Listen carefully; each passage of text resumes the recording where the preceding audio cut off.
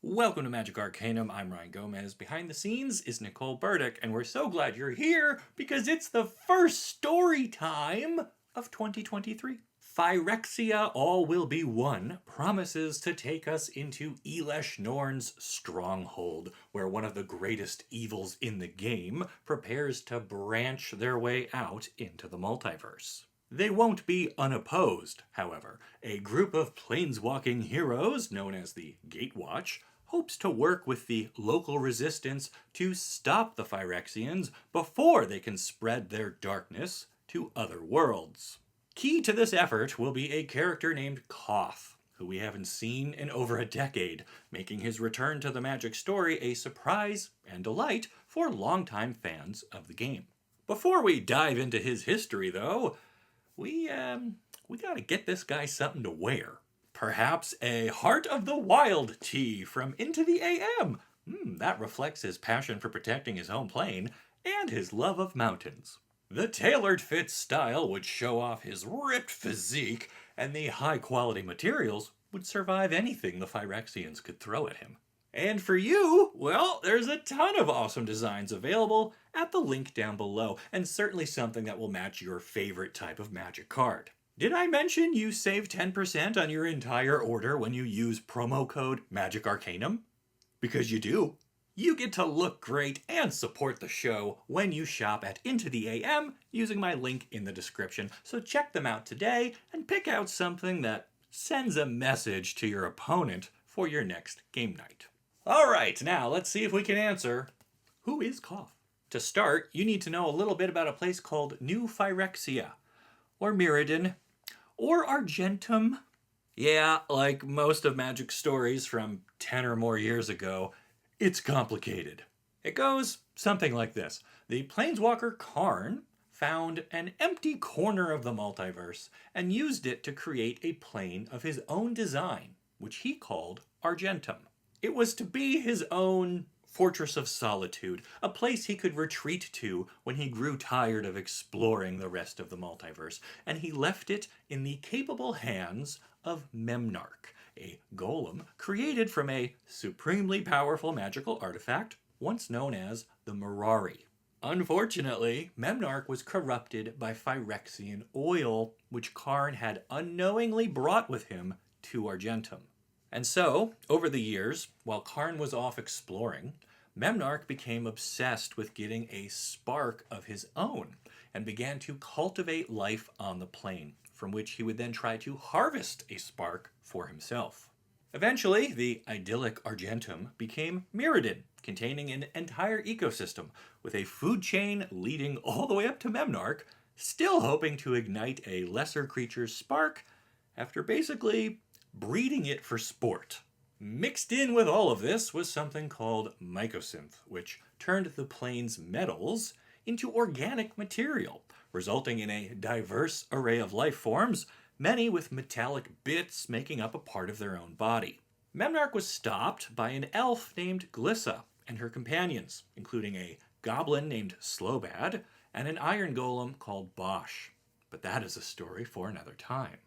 We're interested in what came next, and that was the return of Karn and the continued spread of Mirrodin's Phyrexian infestation. The mycosynth had done a good job blending organic and inorganic life, which created a perfect petri dish in which the Phyrexians could regrow. Over time, the oil permeated creatures big and small, from the towering colossus to the etched golems that stood watch over the plane. Some were lucky enough to avoid this fate, including many of the humans, who were by now living in various environments scattered across Mirrodin. The Volshok, for example, made their home in the Oxida Chain, a mountain ridge rich in useful ores. Their society is further divided up into smaller groups, each with specialized roles. The helm provides leadership. The spear focuses on offensive magic. The anvil smelts iron ore into useful ingots.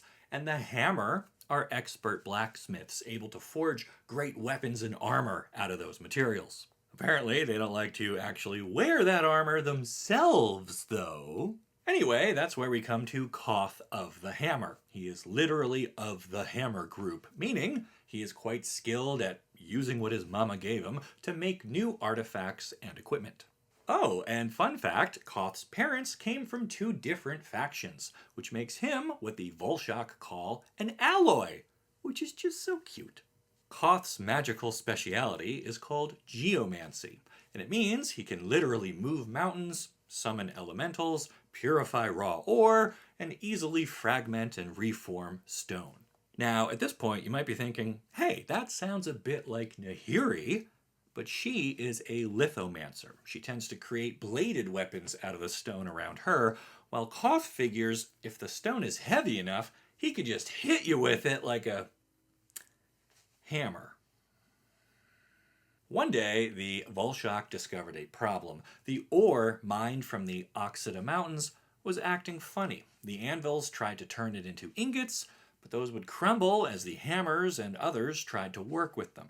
There was a lot of finger pointing, which escalated into outright war, because this whole process was supposed to be sacred, and clearly somebody wasn't taking it seriously.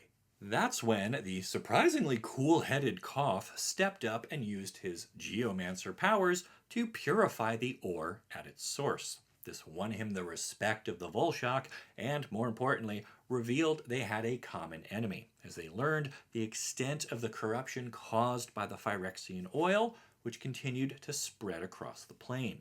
To show how devoted he was to stopping the Phyrexians, Koth branded himself with their sigil on his arm.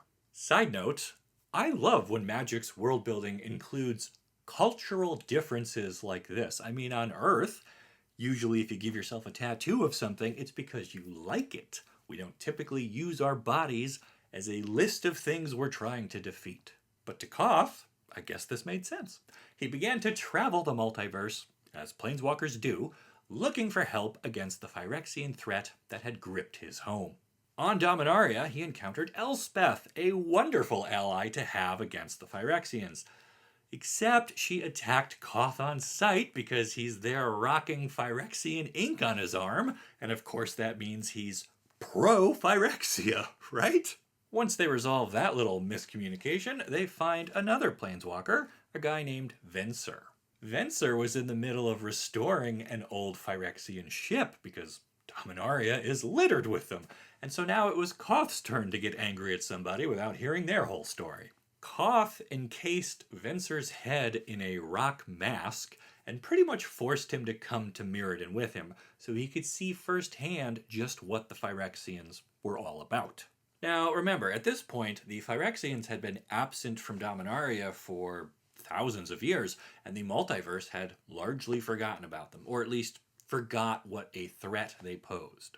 So, people like Venser were skeptical of Koth's claim that these nightmares had returned and were quickly coming to power, which was also a cornerstone for the Dominaria United story. And if I had a borderless Liliana for every time that happened, I'd have half a playset by now, which isn't a lot, but it's weird that it's happened twice. Anyway, Koth, Elspeth, and Venser make their way across Mirrodin and encounter a Phyrexian army emerging from a place called the Vault of Whispers. The full-on invasion had begun, and it was now a race to find Karn and rally a resistance. In their quest for Karn, the trio would cross paths with Ezuri, an elf who enjoyed the political power he had accumulated in response to the Phyrexians, and a human named Melira, who was uniquely immune to the Phyrexian infection.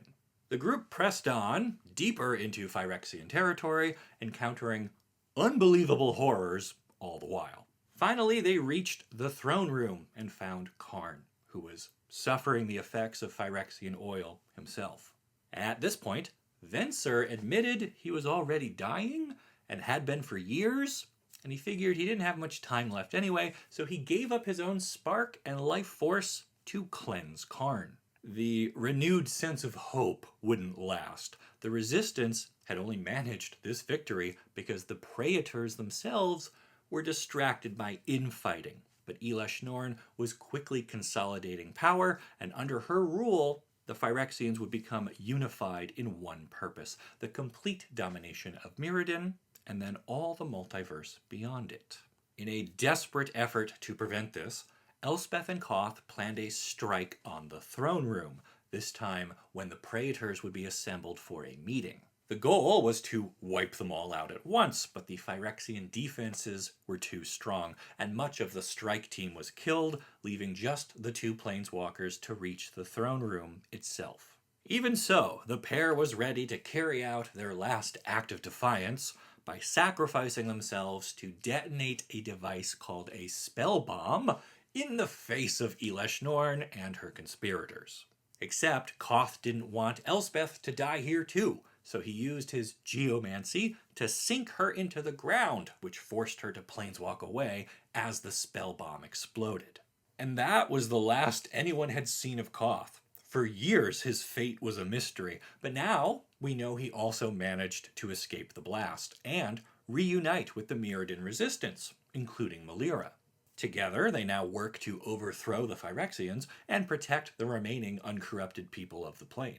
Koth himself has signaled to Jace and the Gatewatch that the time for their counteroffensive has come. They either stop the Phyrexians for good this time, or watch as their infected version of the World Tree allows them to achieve their goal of subjugating the multiverse.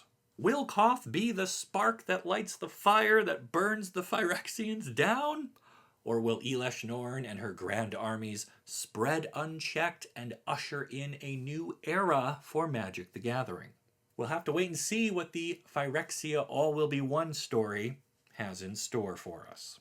In the meantime, let's take one more look at Koth's new card. 4 mana gets you a 4 loyalty planeswalker with a +2 ability that lets you search your deck for a basic mountain and put it into your hand.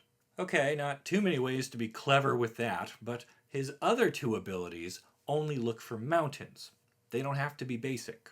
That means the cycling lands from Streets of New Capenna and the common tapped duels from Dominaria United will both count when using these abilities.